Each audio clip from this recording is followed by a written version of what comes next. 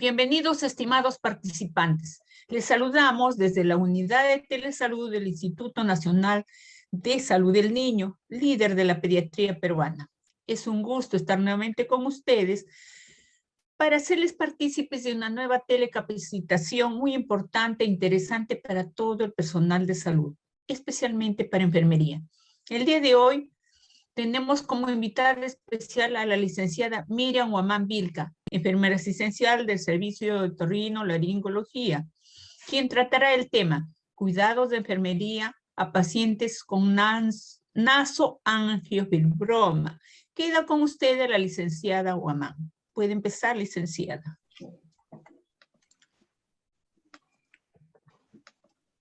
Buenas tardes con todos. Yo soy Miriam Huamán Vilca del Servicio de Otorrino y Cirugía Cabeza y Cuello. El día de hoy vamos a hablar del tema cuidados de enfermería en nasoangiofibroma. Para esto vamos a mencionar primeramente qué es el nasoangiofibroma. El nasoangiofibroma, para poder atender a los pacientitos hay que tener una idea de cómo se presentan nuestros pacientes. El nasoangiofibroma es un tumor benigno nasofaringio altamente vascularizado de tejido fibroso. Entonces, hablemos primero qué es un tumor benigno. Bueno, es un tejido con las células que crecen incontroladamente y está cubierto por una capa fibrosa. Nasofaringio. Nasofaringio, hablemos entonces de la faringe. Acá tenemos una imagen donde podemos ver la faringe. Tenemos la faringe, comenzamos por las fosas nasales que ingresa por las narinas.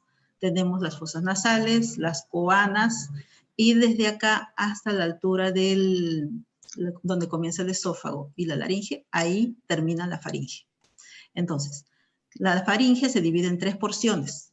Tenemos la nasofaringe, que es la que vamos a hablar ahora, es la parte superior de la faringe, la parte media, la orofaringe, y la parte baja, la laringofaringe.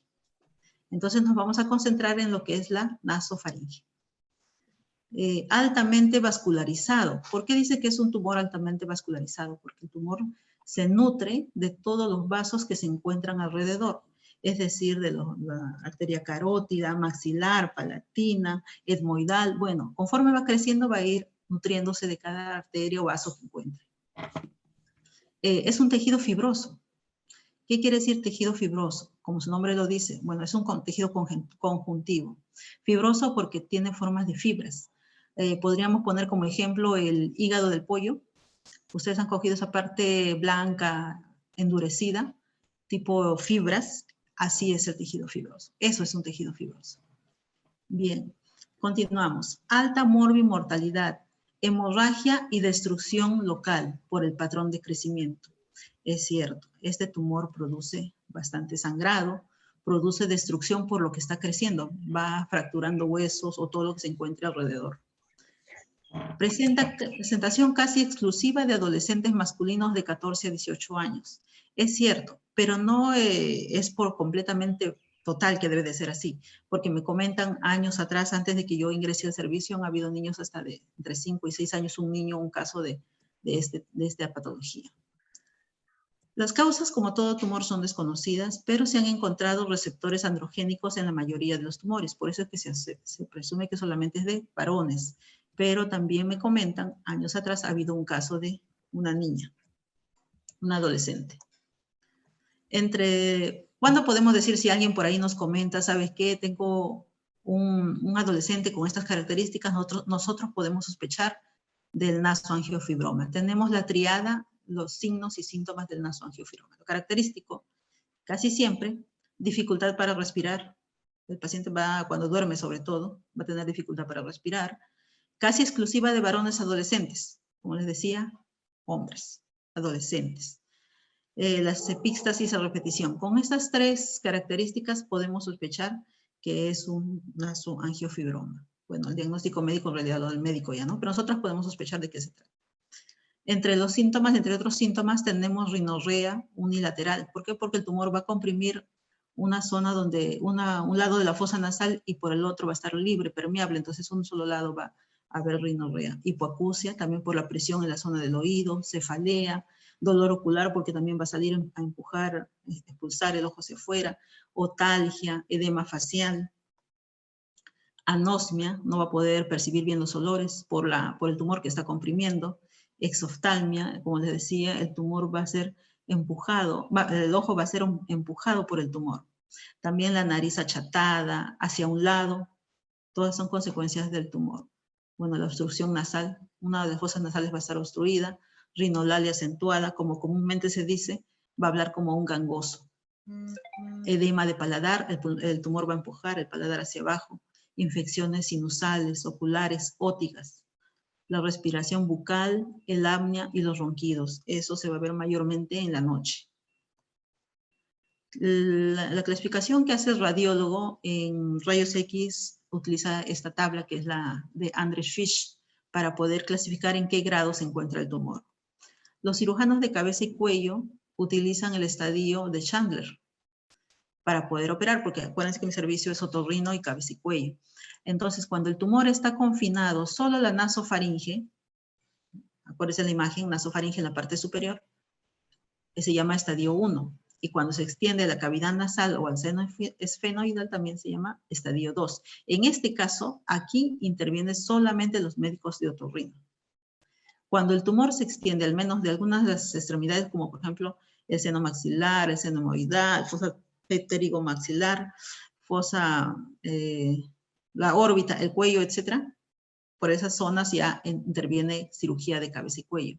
Y si el tumor ha invadido la zona intracraneal, interviene cabeza y cuello y neurocirugía.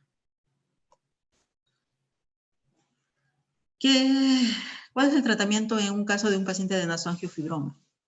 El paciente al hospitalizarse se le realizan embolización. Todo paciente se hospitaliza para una embolización y posterior la cirugía. La videoendoscopía es realizada por los médicos de otorrino. Hacen la exéresis a través de las fosas nasales. El acto quirúrgico vía la técnica Lefort 1, que es la exéresis del tumor, lo hace cabeza y cuello. Bueno, hablemos de lo que es la embolización. La embolización es la introducción de diversas sustancias a través de un catéter por vía intraarterial. Se realiza un cateterismo. Generalmente es femoral, hasta llegar al tumor, donde se inyecta la sustancia que ocluye de forma parcial o total sus vasos sanguíneos. Está guiado con rayos X. Bueno, acá tenemos la imagen. Ingresa el neuroradiólogo. Él es el especialista que hace el procedimiento. Utiliza, como se dice la lectura, utiliza la zona por lo general. Nuestros pacientes todos vienen por vía femoral. Introduce el microcatéter y a través del microcatéter hasta llegar a la zona donde está el tumor. Llega a la zona de donde está el tumor y ahí introduce la sustancia Onyx o Coils, que es la que más se usa, más usan los neuroradiólogos.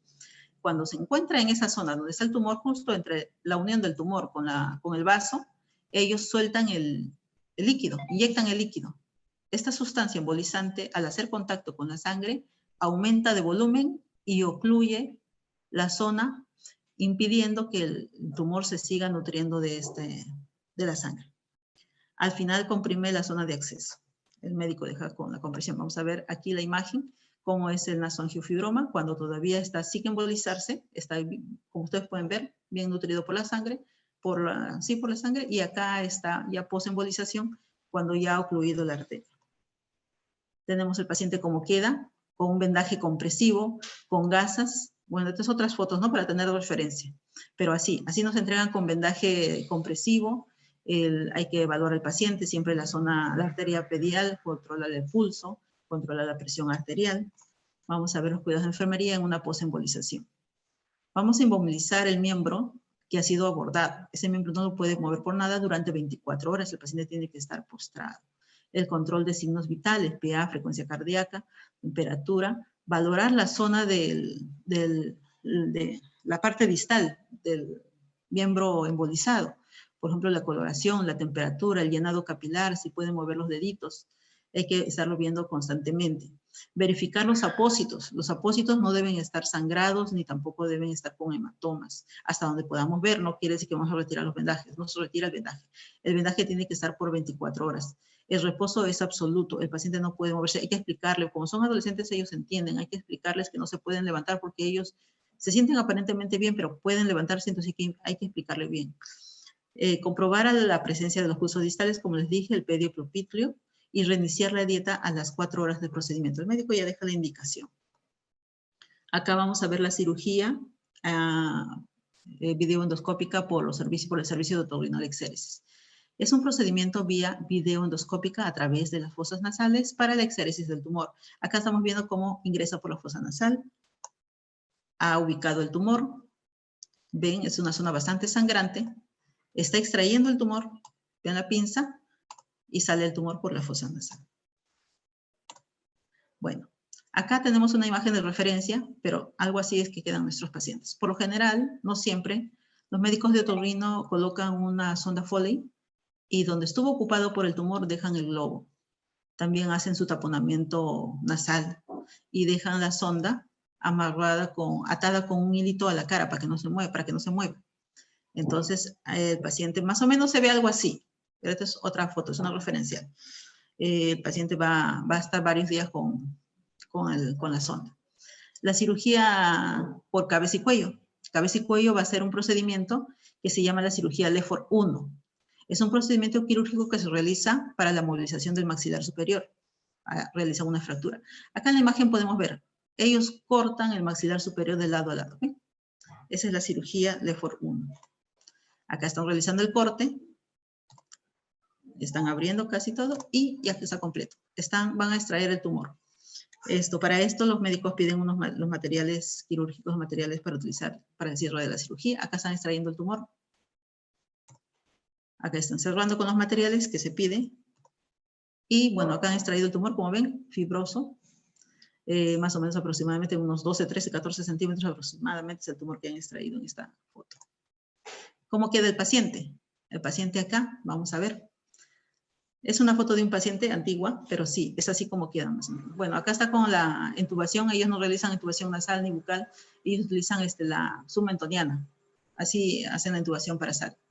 Acá vemos un hilo. Últimamente ya no utilizan este hilo hacia la frente. Antes lo hacían. Ahora lo que hacen es... Lo que hacen es hacen un bollo de gasas. Un bollo de gasas lo amarran con 2 hilos, lo atan 2 hilos, uno para la parte superior y otro para la parte inferior. Entonces, 2 hilos son extraídos por las fosas nasales y lo pasan hacia las narinas y la amarran, las atan entre las 2 fosas nasales colocando una gasita debajo para que no le corte el hilo y queda bien atado. Antes dejaban esos hilos hacia la frente. Los otros 2 hilos, que ven acá en la imagen, vienen hacia la cara. Ese hilo es para poder...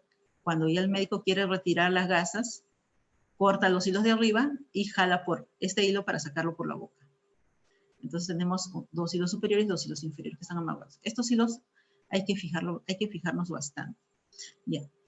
Entonces tenemos la gasa que está en la parte posterior. Está comprimiendo, está ocupando el lugar del tumor, digamos. Está comprimiendo. También tenemos las gasas en las fosas nasales. Las fosas nasales también vienen con gasas, son las gasas anteriores, son taponamientos anteriores. Y sobre esas 2 gasas ya viene una gasita externa, digamos una especie de pañalito que está cubriendo por fuera las gasas, los taponamientos. Entonces, este es el modo en que viene el paciente al servicio.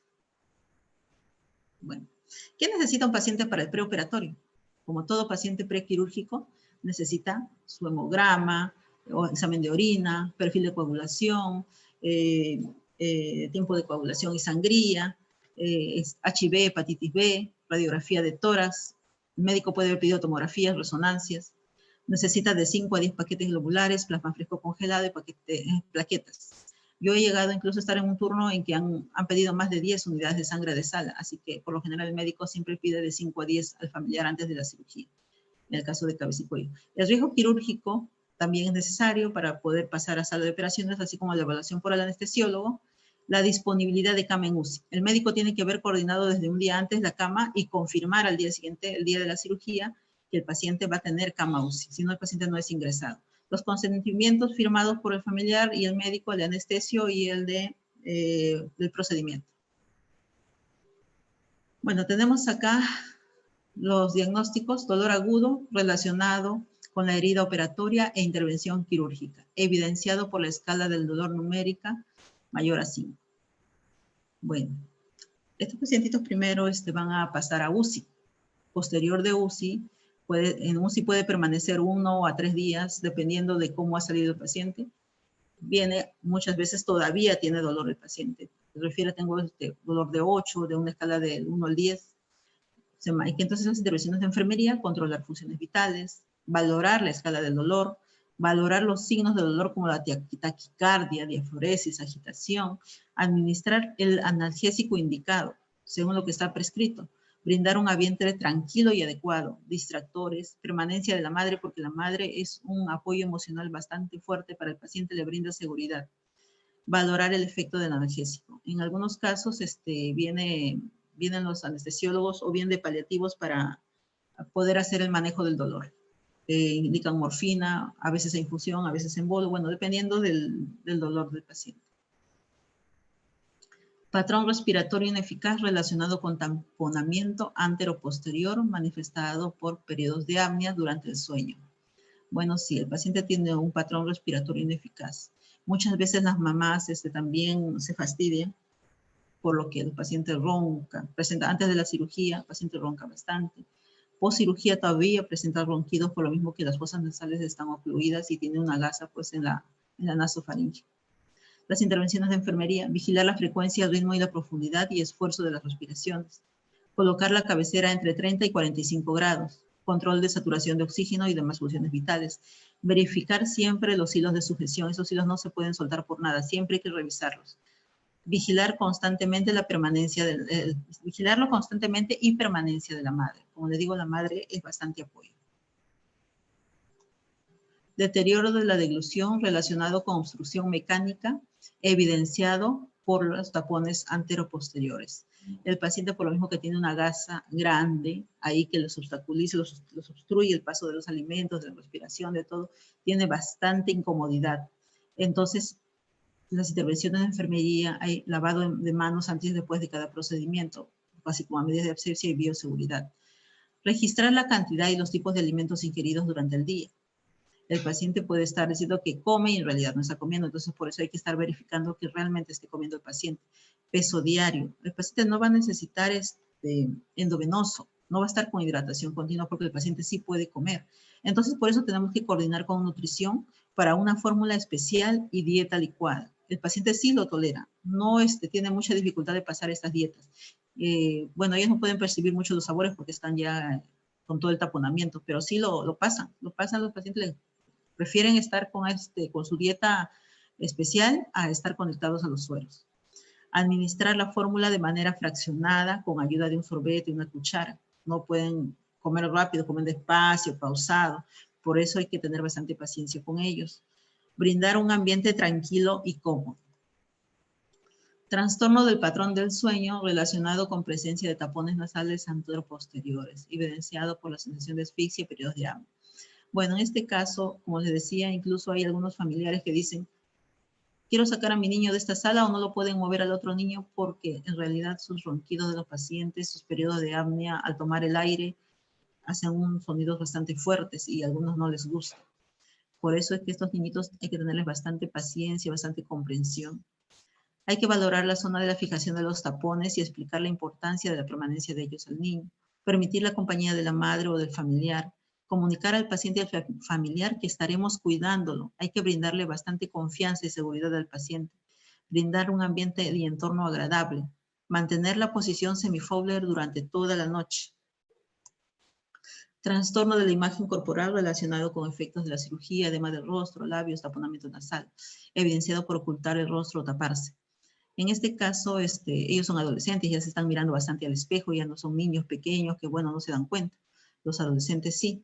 Entonces ellos empiezan a taparse un poco. Entonces en este caso hay que comunicar al paciente sobre el procedimiento realizado que va a ser de corto tiempo, que solo es un edema que va a ir bajando, darles bastante seguridad, apoyarlos, no fijarse mucho en su cara, no hacer comentarios al lado del paciente que no le perjudiquen. Aparte también los pacientitos son muy sensibles, están operados, acuérdense de eso. El deterioro de la comunicación verbal relacionado con los tapones, la rinolaria, la ronopatía. Bueno, en este caso los chicos hacen, como les decía, esa comunicación verbal comúnmente llamada gangosa, la rinolalia. No se les entiende casi lo que hablan. Entonces, en este caso, las intervenciones de enfermería es motivar al paciente que exprese sus necesidades por medio de mímicas escritas, escucha activa. Ellos, por lo general, cuando ya no pueden comunicarse, agarran el celular cuando uno les orienta cómo hacerlo. Mayormente utilizan el celular, escriben en el celular y te muestran lo que quieren decirte. Entonces, hay que tener bastante también tiempo para ellos, brindarles una buena escucha activa, ¿no? Eso es en cuanto a la comunicación.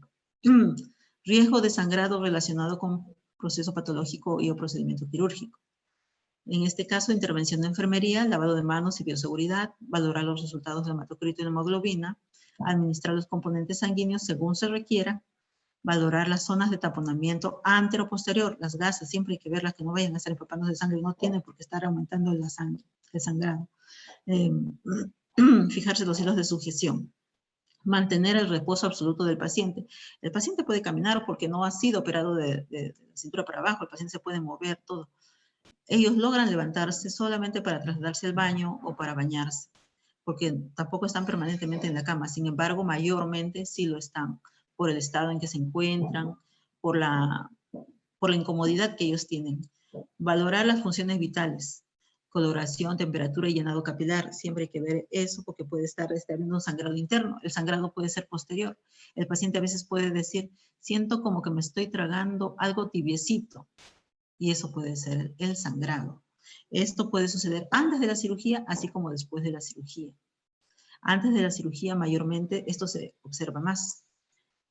El paciente por lo general viene con un sangrado, digamos, una vez a la semana, una vez a las 2 semanas.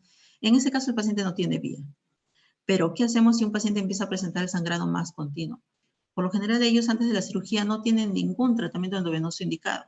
De todos modos, nosotros le colocamos una vía para cualquier emergencia.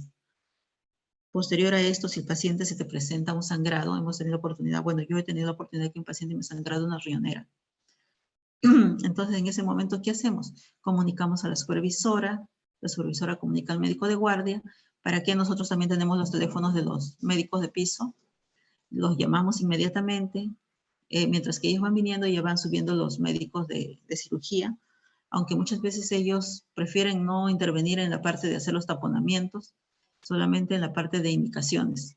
Entonces, nosotros como enfermeras, los que ya tenemos bastante experiencia en el servicio, tratamos ya de ir poniéndole, bueno, vemos si tiene alguna indicación de ácido tranexámico, si podemos realizar tal vez un taponamiento, algo leve, algo suave, como para poder detener el sangrado, ya sea con adrenalina o agua oxigenada. Vamos teniendo comunicación con el médico vía telefónica mientras va llegando. Entonces, mediante esto podemos ir ya adelantándonos a detener el sangrado del paciente. Riesgo de infección relacionado con efectos colaterales a los procedimientos invasivos y hospitalización prolongada. Intervenciones de enfermería, lavado de manos antes y después de cada procedimiento, medidas de asepsia y bioseguridad. Control de funciones vitales, incluyendo la temperatura, administración de tratamiento antibiótico según la prescripción, realizar una buena higiene corporal, higiene bucal y enjuagatorios bucales. Cuando uno ingresa a la sala del paciente, se va a percibir un olor bastante fétido que se llena por toda la sala. Entonces, son los tapones de los pacientes con sangre, que están ahí varios días, entonces que producen un olor fuerte dentro de la sala. Incluso cuando uno solo cruza la sala, percibe el olor. Entonces ya sabemos que no hay que hacer ningún comentario, ni gestos, ni mímicas, ni nada cuando ingrese uno a la sala, porque los niños están muy sensibles y encima hacer un comentario se sienten mal. Entonces, por eso dentro de los cuidados del paciente, el enjuagatorio bucal. Valorar las zonas con riesgo de infección. Ellos vienen con catéter venoso, hay que revisar los catéter venoso. Las gasas no tienen por qué ponerse verdes, oscuras, nada. Tienen que, si están limpias, blancas, así tienen que permanecer. Riesgo de asfixia relacionado con la presencia de los tapones anteroposteriores. Los hilos de sujeción aflojados. Por eso es que estos hilos siempre son importantes. Estos hilos no deben estar sueltos. Deben estar siempre un poco tirados, tal como vienen de UCI. Bueno, intervenciones de enfermería. Monitorizar las funciones vitales, valorar las gasas de los tapones nasales si es que están sangrados o que los hilos están sueltos. Evitar los esfuerzos físicos. El paciente, como les digo, tiene que estar en un reposo absoluto, solamente para lo necesario se podrá levantar, que es para ir al baño o bañarse. Informar al paciente y a los familiares cualquier sensación de asfixia. Tenemos que orientar al paciente qué es lo que está haciendo, qué es lo que podría sentir, y estos periodos nos podría informar el paciente o el familiar. Cambios de gasas exteriores, cuando éste lo requiera. ¿Se acuerdan que la imagen les mostré unas gasitas en las fosas nasales? A veces las gasitas se llegan a llenar de secreción seromática. El paciente no puede estar con estas gasitas así y esperar que al día siguiente el médico lo cambie. No, es parte de la enfermería mantener también esas gasitas secas y limpias, porque también al humedecerse como que les fastidian el labio superior a ellos porque les roza esta gasa húmeda. Entonces nosotros les cambiamos esa gasita, que es la externa. Solo esa gasita podemos cambiar. Mantener la posición semifowler en todo momento. La alimentación estricta con dieta licuada y forma polimérica. Mantener equipo de aspiración disponible. Bueno, en este caso les voy a comentar que ha habido 2 pacientitos que han presentado asfixia por las gasas. Bueno, no ha sido en mi turno, pero sí se ha visto cuando las gasas, el paciente en uno de ellos ya ha estado en periodo de presentando cianosis. La enfermera, el personal técnico han actuado a tiempo, han realizado la maniobra de Heimlich y logró expulsar el paciente la gasa.